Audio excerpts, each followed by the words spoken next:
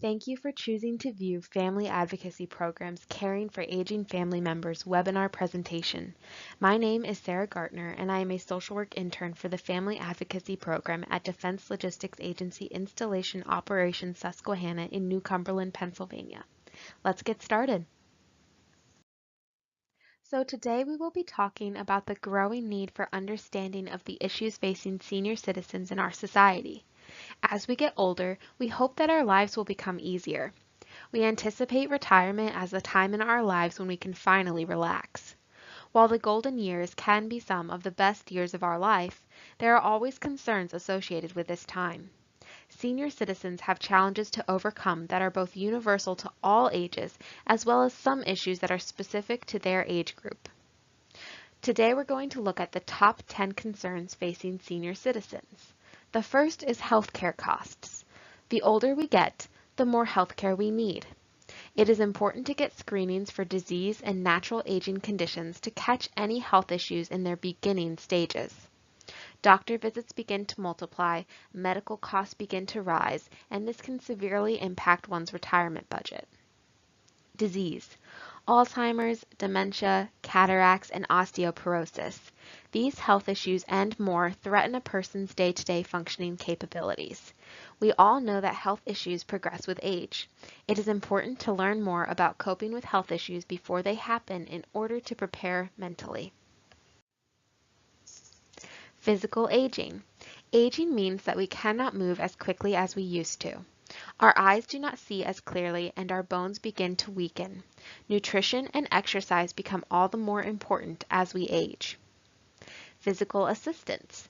Getting groceries, going to doctor's visits, even small tasks such as cleaning the house become more difficult as we get older, and we may need to have daily assistance or a home care provider. Finding good help can be a challenge, but this is where the importance of a caregiver can really come in. Financial security. The rising cost of living while living on a fixed income poses new financial restrictions. Care receivers may not be able to afford the same comforts of life that they are used to. The next concern is loneliness. Getting older means that our friends are aging as well. Therefore, it is really common for seniors to lose their friends to Alzheimer's disease or death. Spending time with remaining friends and family members becomes all the more important. A pet can be wonderful for daily companionship as well. As a caregiver, be aware of the impact of loneliness for your care receiver and look for ways you can improve socialization. Financial predators. Sadly, it is a fact that there are people who look to prey on senior citizens. They will try to sell unnecessary goods or services to those they see as vulnerable. A financial advisor may be necessary, but most care receivers have at least one friend or family member willing to offer free advice. Another concern is elderly abuse or neglect. Nursing homes and assisted living facilities struggle with understaffing issues, which can lead to abuse or neglect of the residents. As a caregiver, be sure to look into housing situations which you trust putting your care receiver in. Transportation. Our reflexes can slow as we age and our eyes can become less clear. This may lead us to give up driving for our safety and the safety of others. Thankfully, transportation is available, specifically for those who need it, including seniors. Changing social climate is the last concern we will address. Adjusting to technological changes is probably the largest social hurdle we can face as senior citizens. Often, local libraries offer free classes on using computers. Connect your care receiver with opportunities such as these. Given the option, most people want to stay in their own homes for as long as possible. When this is not the best option, it is important to involve older people in planning their own care and keeping them informed of the best options and choices. Overall, it is important to respect the independence of the elderly. In incidents of accidents, illness, or the physical aging process, a caregiver may be called upon to assist a senior in daily functioning, which needs to be understood as a challenge for the elderly individual as well as to the caregiver. Nearly 10 million adult children over the age of 50 now care for an aging parent. The numbers really speak for themselves. To understand why this is important, I thought it would be good to see some more numbers that support the increasing relevance of the topic of caring for aging parents, especially as baby boomers are aging and that population is significantly transitioning into needing care. So here we can see that 40,267,000 people over the age of 65 are in the U.S., and in Pennsylvania specifically, we have 1,959,000 people over the age of 65. In the U.S., there are 28,828,000 caregivers, and in Pennsylvania specifically, there's 1,262,000 caregivers. So I crunched some numbers here to put it in a little bit of a different perspective that might be helpful. So Pennsylvania has 4.87% of the U.S.'s population of people over age 65, and Pennsylvania has 4.38% of the U.S.'s population of caregivers. So just some numbers to keep in your mind as we're going through this presentation. So we've clearly seen from the numbers that caregivers exist in our society in large numbers, but who exactly are caregivers? Let's break it down. Caregivers are those who perform tasks to help, such as shopping, cooking, running errands, making or receiving phone calls on behalf of someone else, providing transportation to medical appointments, paying bills, they help manage medication, or they take care of general home maintenance and repairs. Caregivers also provide personal care, which involves assistance with bathing, dressing, toileting, feeding, or doing laundry. With caregivers, you might see changing roles, especially in a parent-child relationship, as the caregiver versus care receiver roles change. So the care receiver is now dependent on the caregiver for making decisions for healthcare or finances versus maybe, your childhood experiences. Caregivers also are involved in seeking assistance for care receivers and arranging outside services. Additionally, caregivers may make significant changes in their personal lives, such as relocating or renovating their home so that the care receiver could move in, pursuing changes in their work situation to allow more effectiveness in completing caregiving tasks. And also just coping with the loss of viewing your care receiver as that authority figure in your life or someone who's, always going to be around, and just kind of coping with that idea that you're now caring for them in the ending stages of their life. Elderly care links back to the top concerns that we previously identified for senior citizens by defining what areas caregivers work with for care receivers. So elderly care is the fulfillment of the special needs and requirements that are unique to senior citizens. The term itself encompasses services such as assisted living, adult daycare, long-term care, nursing homes, hospice care, and home care. This last area of care is, for the most part, the area that is most relevant to caregivers who would not have received this training as part of preparation for their job in the other care areas.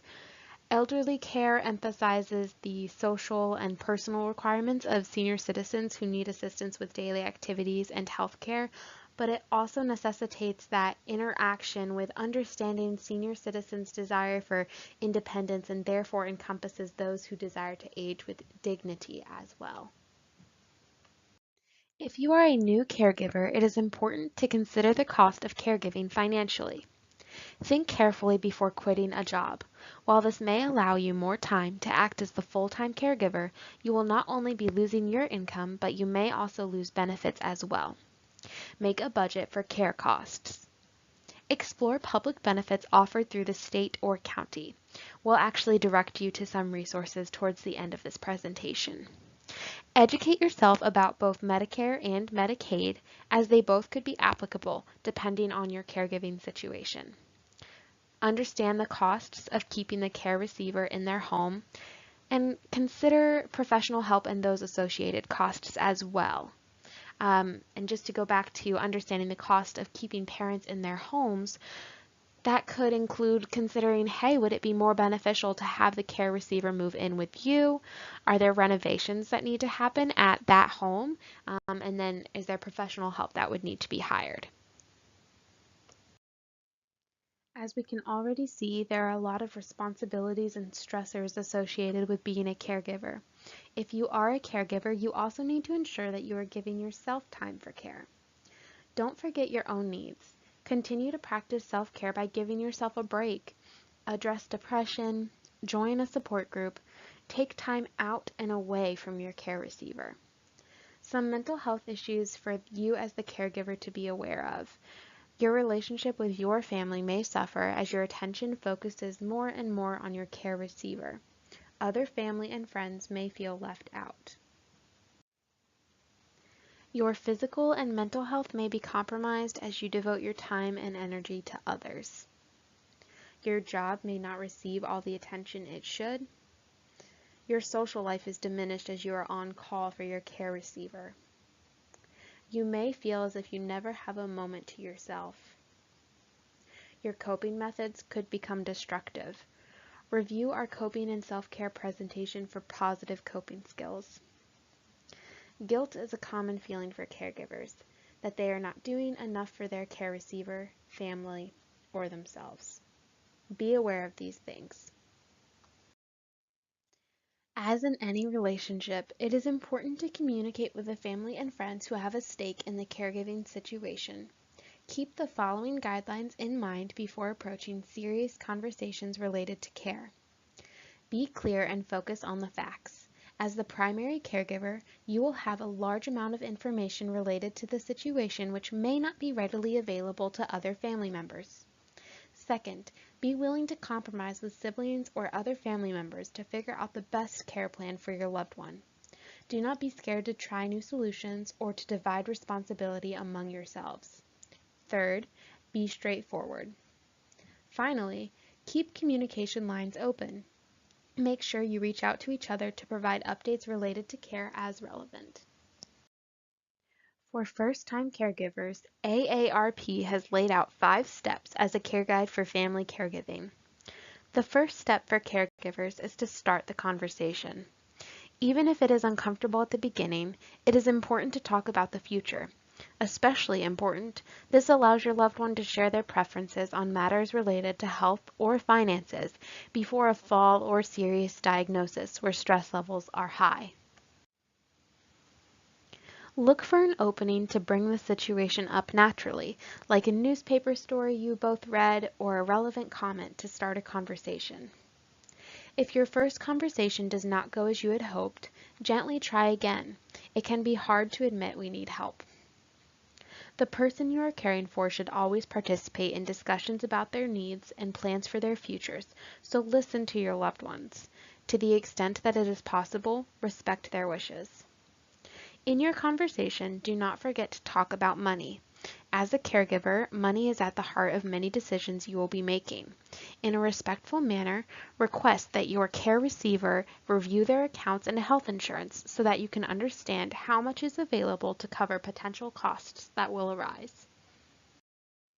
The second step for first-time caregivers is to form a team.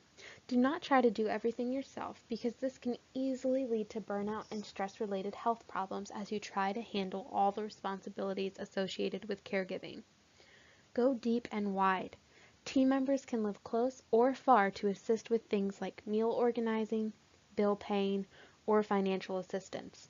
It is important to reach out to form a larger network of friends, family, and community resources to help and support you. Decide who is in charge. Designate a point person to keep the process moving and make sure everyone understands priorities. For the most part, one person assumes the primary caregiver role either due to living nearby, having the time available, a close relationship, or just that leader personality. In some family situations, it may be helpful to have someone who can act as an unrelated facilitator. This could be a social worker or minister or other individual who keeps everyone focused, manages disagreements, and communicates difficult subjects to the team. Now that you have initiated a conversation and formed a team, your next step is to make a plan. Consider both long-term and short-term details. Determine roles. Ask each team member what they are willing to take on for caregiving. Questions to ask include: who is free to travel to medical appointments? Who can prepare meals a few times a week? Who can be responsible for bill paying? As the primary caregiver, it is important to delegate small tasks. Be honest about what you are prepared to do. Summarize your plan in writing. Keeping a written record will help to avoid misunderstandings. As a team, determine the best way to communicate. This could be an email group or an online scheduling tool or central calendar. Figure out what works best for your team. Caring for your loved one. This step encompasses all the other steps we previously discussed. There are a lot of resources which can make your job as caregiver easier. It is important to know where to get information and assistance. Advocate for yourself. Let doctors know that you are the primary caregiver and therefore need to be informed about your loved one's health and treatments. If you're expected to do procedures at home that you've never done before, ask for training. Keep track of all of the information involved in caregiving.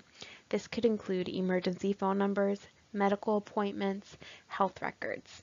It can feel overwhelming trying to stay organized. Ensure that the home environment is safe for your loved one.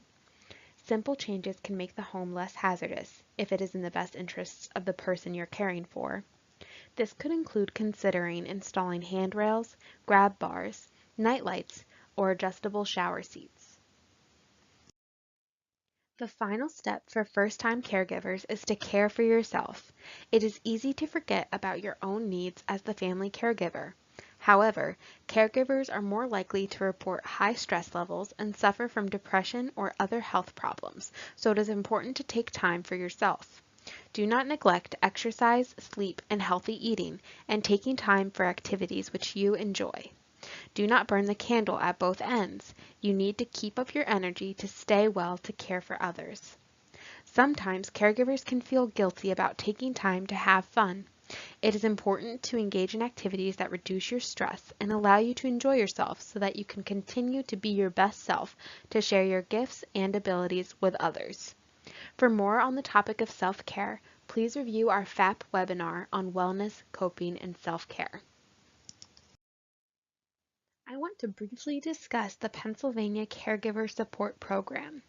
This program is run through Pennsylvania State Department and it is for Pennsylvania residents. Each county has different agencies that exist to assist caregivers in different things. So these area agencies on aging assess needs in taking care of older relatives or friends and offer advice and counseling to determine which benefits are available to caregivers.